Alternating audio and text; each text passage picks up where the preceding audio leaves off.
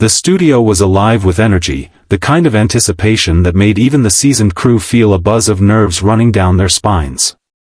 The View was airing live, and today's guest was no ordinary celebrity. Elton John, an icon whose name alone commanded respect, whose flamboyance and artistry had defined decades, was scheduled to appear.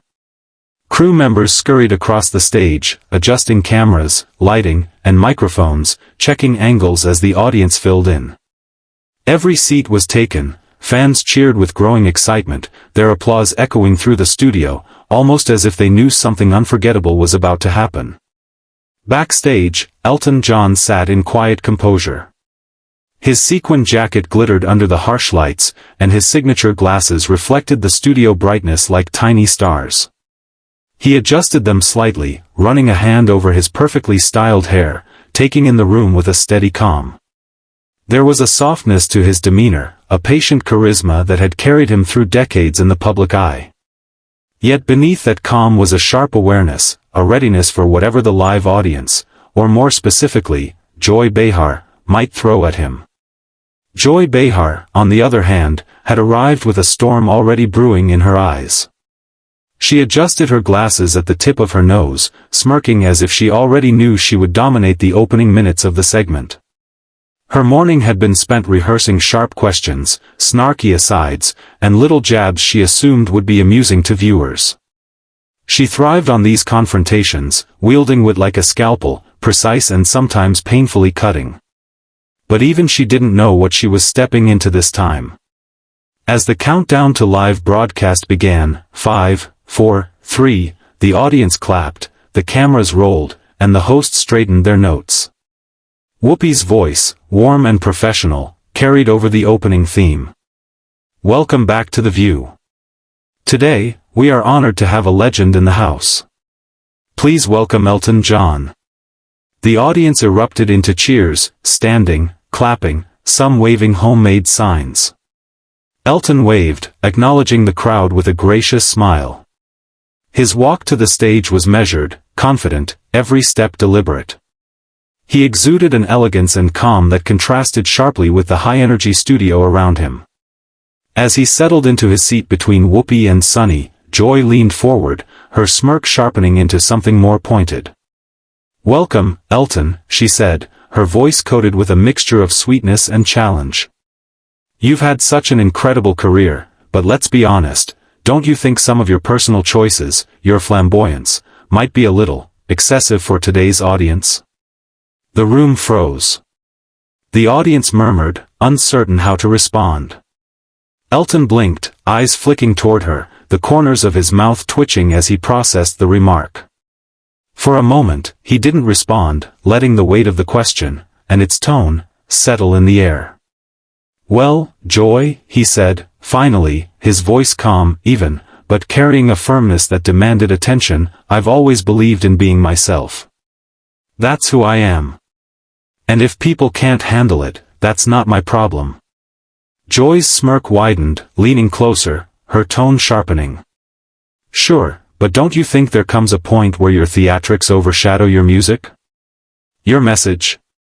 Elton's jaw tightened, and his eyes hardened, the sparkle dimming slightly under the weight of her words. "Joy, my music speaks for itself. I don't need to justify my choices. If that offends you, I'm afraid that's your perspective, not a flaw in my life." The audience stirred, whispering and shifting in their seats. Sonny glanced at Whoopi, whose eyebrows were raised in warning, and Kate shifted, unsure whether to intervene or stay silent. The room's energy had shifted, the usual playful rhythm of the show was gone, replaced by a taut string of tension that could snap at any second.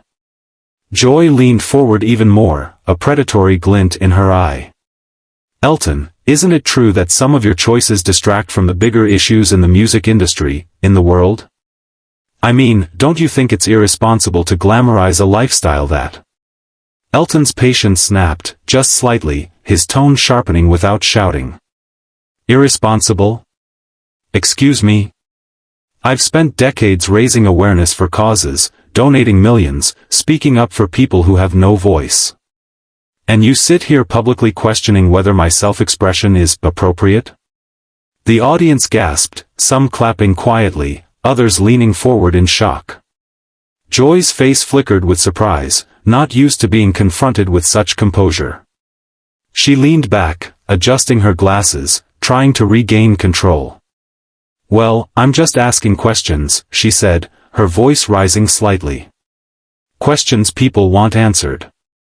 Elton leaned forward, his presence commanding without effort. "No, Joy. You weren't asking questions. You were attacking. And I refuse to sit here quietly while you misrepresent my life, my music, and my contributions for the sake of theatrics." The audience erupted. Whispers turned into applause, some viewers standing, some shouting encouragement. The energy in the studio was electric, buzzing with tension and admiration for Elton's unflinching stance. Joy's composure cracked, her hands gesturing wildly as she tried to regain control. "I am not attacking. I am doing my job. This is my show. I get to ask questions." Elton's voice remained steady, his gaze unwavering. "No, Joy.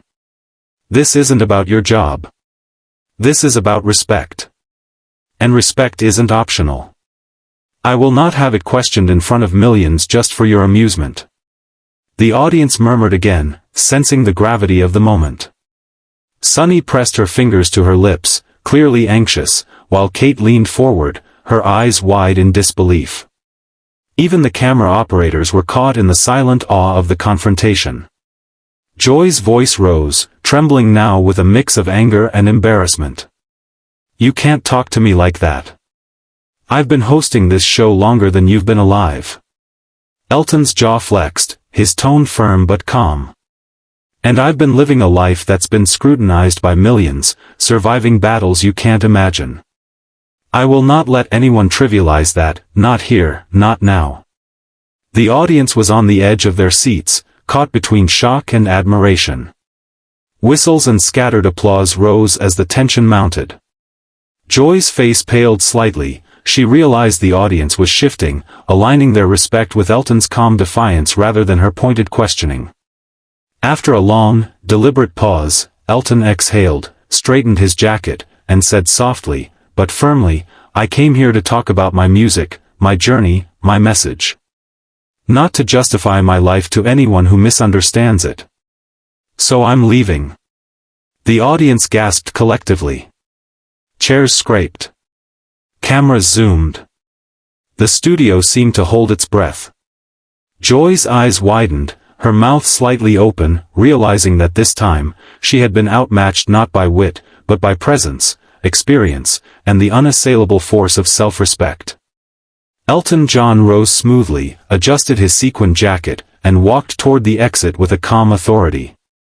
The audience erupted into cheers and applause, some standing, some shouting, all witnessing a moment that would instantly become legendary in the show's history.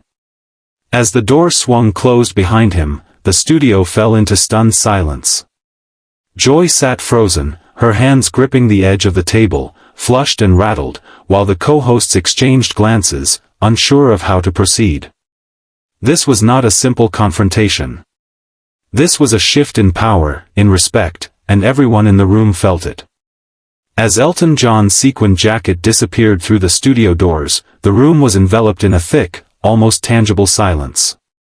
The audience, initially stunned, began whispering among themselves, trying to process what had just unfolded. Some of the front rows were still on their feet, clapping and cheering, as though the legend's departure had been a triumphant act of courage rather than a dramatic exit. The energy in the studio shifted from anticipation to awe, tinged with disbelief. It was the kind of moment that made the usually rehearsed and polished set feel chaotic, raw, and alive. Joy Behar sat frozen, her hands gripping the edge of the table as if the polished surface could anchor her to authority. Her face was flushed, a mixture of anger, humiliation, and frustration. For decades, she had been in control of the narrative, deftly managing interviews, grilling guests, and guiding conversations with her sharp wit. But today, that control had been stripped from her in a way she had never experienced. Elton John had not shouted, not gestured wildly, but his calm,